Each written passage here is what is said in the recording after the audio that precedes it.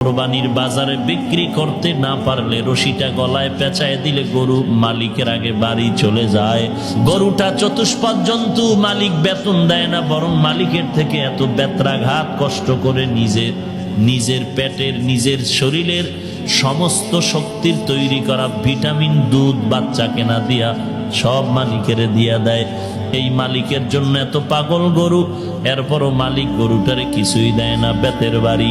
ওই মালিকের জন্য গরুটা এত পাগল, কোরবানির বাজারে বিক্রি করতে না পারলে রশিটা গলায় পেঁচায় দিলে গরু মালিকের আগে বাড়ি চলে যায়। যদি বিক্রিও করে ফেলে, নতুন মালিক রশি ধরে টানে বাড়ি যেতে চায় না, কারণ পুরান মালিকের সাথে একটা গভীর সম্পর্ক হয়ে গেল। এখন 2-3 জনে ব্যাট দিয়া বাড়ি দিয়া এরপর অনেক কষ্ট করে নতুন মালিকের বাড়ি নেয়।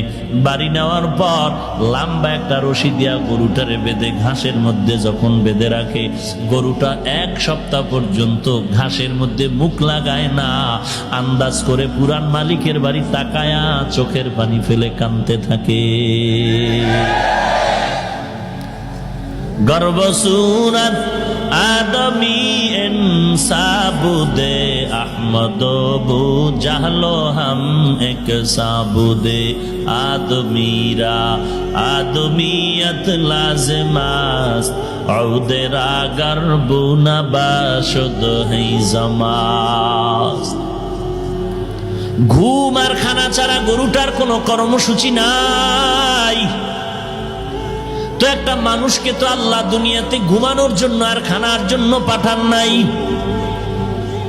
যেই মানুষটা শুধু খানা আর ঘুম নিয়ে ব্যস্ত, আল্লাহ যে অন্য কোনো দায়িত্ব দিছেনি কোনো চিন্তাও করে না। আল্লাহ পাক বলেন, বান্দা তুই গরুর থেকে খারাপ, কারণ গরুটায় মালিকের বেতন পায় না, এরপরও মালিকের জন্য পাগল। আর আমি আল্লাহ মালিক তোরে খানা দেই, কত কিছু দিলাম, বাতাস আমার, পানি আমার, সূর্যের আলো আমার, চন্দ্রের আলো আমার দেওয়া নিয়ামত পাওয়ার পর একবারও তুই আলহামদুলিল্লাহ শব্দটাও বলে শুকর আদায় করো না। আমি আল্লাহ যদি এখন তোকে বলি তুই শুধু গরু না, তুই গরুর থেকে বড় খারাপ, এই কথা আমার অযৌক্তিক হবে না। কারণ তোকে আমি আল্লাহ তো সব মাখলুকতের মধ্যে সম্মানিত করেছি। এই সম্মানটা ধরে যদি রাখতে না পারো, তোর জন্য ঠিকানা হলো জাহান্নাম।